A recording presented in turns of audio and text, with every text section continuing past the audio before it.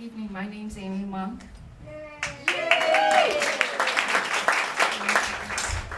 It is my honor to award the Patsy T. Mink PAC Giraffe Award to Lisa Gibson. This is our favorite award.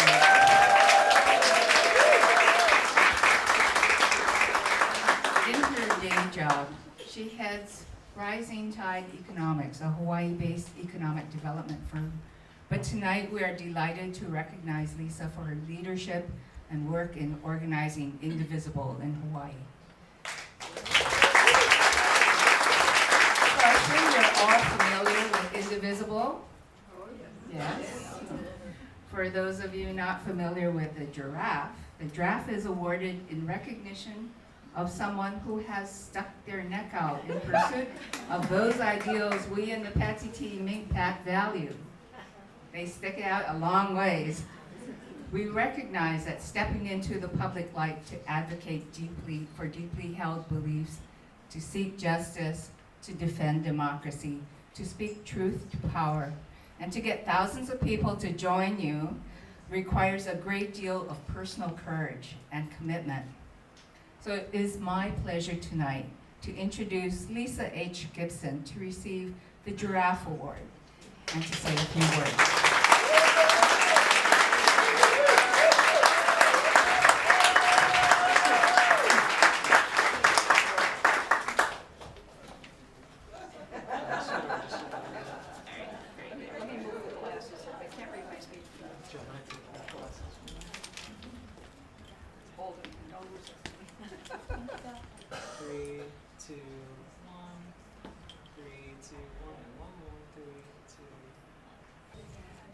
Aloha.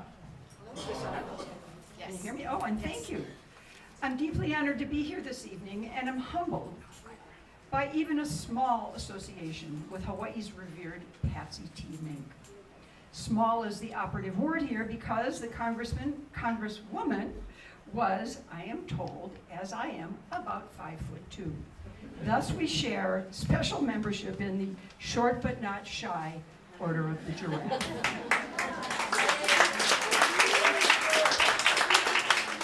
Looking for inspiration and connection to Hawaii, when our Indivisible Hawaii statewide network was planning the September Make Good Trouble Day to celebrate the life of the late U.S. Representative John Lewis, we chose to hold the gathering on the Hawaii State Library lawn next to the Patsy Mink statue.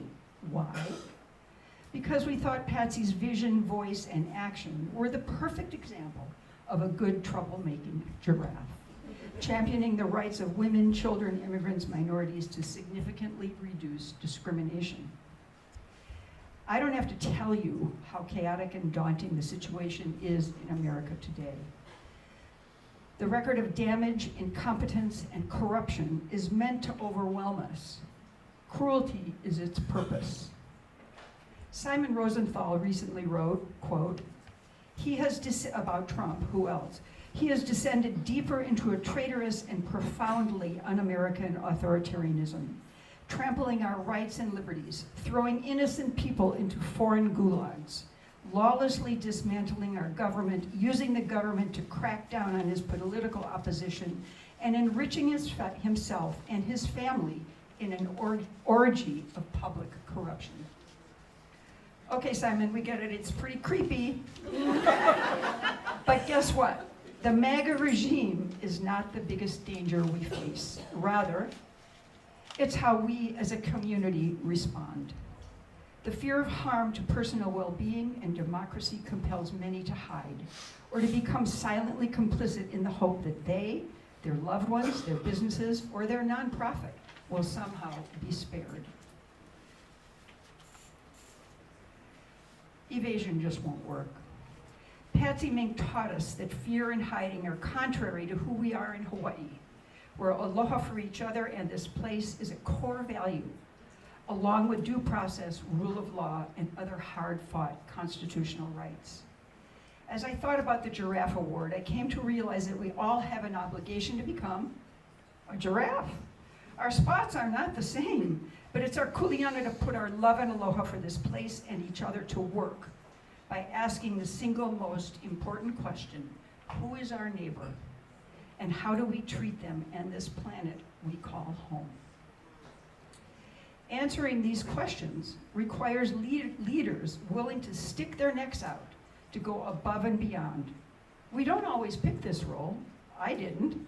And no one does this solo. I must thank the team of Indivisible's extraordinary volunteer leadership, many of whom are here tonight, and the denzians of other volunteers who have dedicated thousands of hours to supporting the Indivisible Hawaii statewide network, now with 14 chapters across the state. Today we count more than 15,000 members and friends in our communications network, and we are proud to have drawn out about 18,000 in June for the No King's Day in June. And we hope to exceed this on Saturday's No Dictators Day in at least 7 locations across the state, and as of today, 2,650 events across the country. Today, Ezra and Leah told us that that's 4 times the 750 locations for the Women's March, which was at that time the largest protest.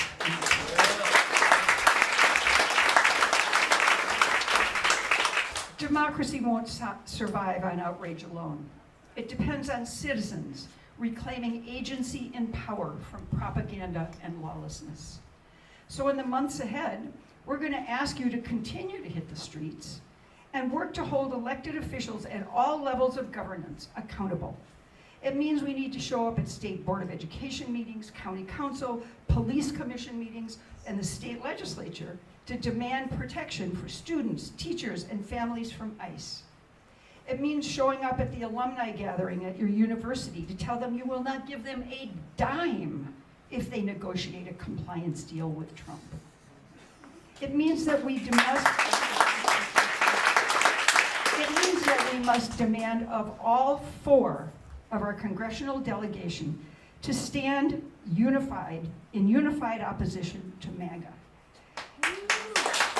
That day, in unity, support free and fair access to voting rights, especially for women. That they protect the rights of and ensure due process for all people, including immigrants. And that they all, without equivocation, clearly oppose censorship, defunding nonprofits, and viewpoint retribution. I hope you got the message. I'm being polite. And we will, of course, continue postcarding, targeting voters in key states in the 2026 election. I think last election we sent out 180,000 pieces of mail from the state of Hawaii. Amazing volunteers.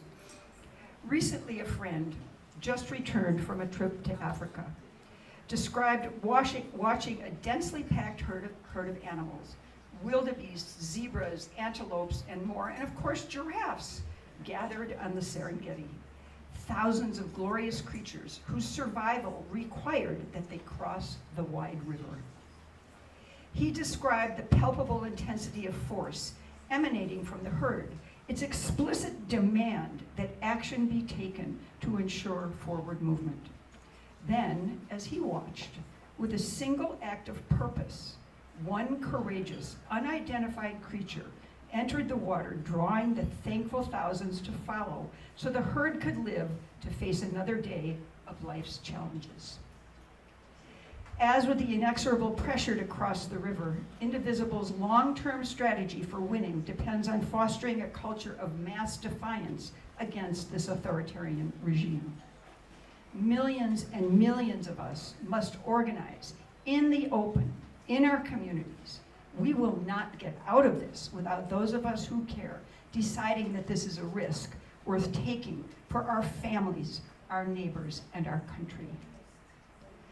Martin Luther King Jr. told us, quote, "The arc of the moral universe is long, but it bends towards justice," end quote. There is no doubt that the arc for America is in need of a serious course correction. And so, the late Patsy Mink took action on her vision to expand justice through Title IX.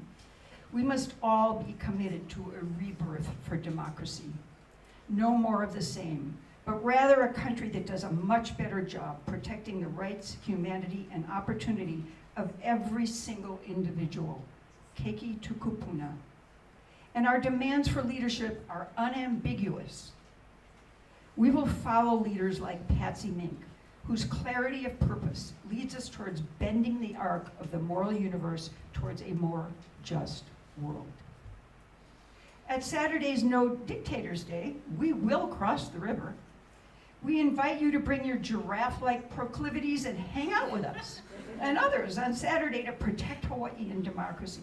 Show up, wear a hat, bring water, a kazoo, wear a costume, and a sign for peaceful, historic, boisterous day of defiance as we, the people, dare to create a more perfect union. I know you will join us in saying no to dictatorship, no to disappearing people, no to canceling constitutional rights, and no to spreading fear and hatred. This is our collective job right now. Thank you, and I hope to see you again very soon.